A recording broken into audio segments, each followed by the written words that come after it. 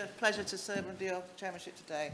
And I'm very grateful to follow my honourable friend, and I've reflected on much of what she said. I agree with every word.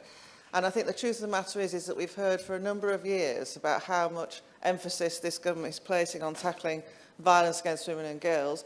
But from the statistics she's just outlined, so much of it is talk, and it's about time we started delivering, really started to make those interventions that properly challenge men and challenge male behaviour. And let's not mince about our words about this. This is male violence against women and girls. These are crimes perpetrated by men. And I think rather too much comfort is often taken in this place by men who talk about the great advances in equality, but the day-to-day lived experience of women is still poor. As the Honourable Lady has just outlined, we are every day taking decisions to protect our own safety.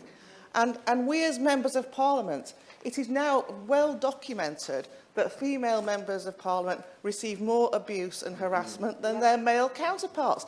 Now, 21st century Britain, that really isn't good enough. And we need to have some collective action to take part to actually tackle this. I'm very pleased to see that some male members have chosen to participate in this debate. I'm not surprised to see my honourable friend, the member for Totnes, who actually has always showed some support for these issues. But I'd like to see a few more. It would be nice to know that more of our male colleagues were genuinely concerned about our lived experience day to day. So I lay that as a challenge. It's rather a substantial challenge for the Minister, because it means he's got to compensate perhaps for the lack of interest of his colleagues. But I hope he will receive my chastisement on their behalf. Now, in the week that we've heard in this Parliament from Elena Zelenska about the atrocities committed by Russian soldiers in Ukraine, we're told that as many as 30% of the women of Ukraine have been victims of sexual crimes as part of that conflict. And it is a very clear reminder that rape remains a weapon of war. And we talk euphemistically about the Prevention of Sexual Violence in Conflict initiative, which is good work, but it's rather euphemistically describing an organised process of rape. And, you know, we hear that in the Ukraine, the youngest victim is just 4 years old and the eldest is 85. That is the brutality of war. But until very recently, the experience of women in war was not something that was routinely considered. I'm really pleased and proud that this government has taken this up, and we had the conference this week. But I'd also say that, you know, it's all very well us telling the rest of the world and being virtue-signaling about this. We've still got to get things sorted out here. And I'm afraid that sexual violence remains a real challenge and a lived experience for everyone. Having said that, it feels a bit first world to talk about some of the problems that we're facing here, but the trauma faced by any woman who is a victim of sexual violence is significant and lifelong. And I think, again, we need to make sure that we're delivering our promises here. We have enshrined in the NHS a commitment to a lifetime therapeutic care pathway to any victim of sexual violence.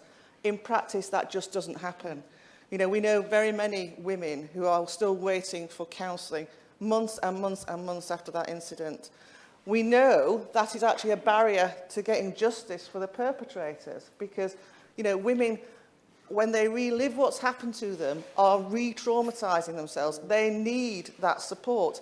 And again, that commitment from the NHS is just words, because up and down this country, you know, the local commissioning that needs to deliver that is just not happening. We just see victims of sexual violence as items of evidence. Their experience in trying to secure justice is utterly, utterly dehumanising. Now, I mean, I could go on for much longer, but I obey your strictures, Chairman. But what I would just say is, too often in this place, we approach these issues from the perspective of the pointy-elbowed middle classes, and it's the most vulnerable in our society who are left behind. And I won't stop beating up ministers on these debates like these until we've got proper protection for women in prisons. We're seeing sex offenders self-identifying as women and being able to enter women's prisons. We've had a rape only very recently. That has to be tackled. And I won't be happy either until someone who is engaged in sex work and is murdered receives as much attention as a nice, pretty middle-class girl.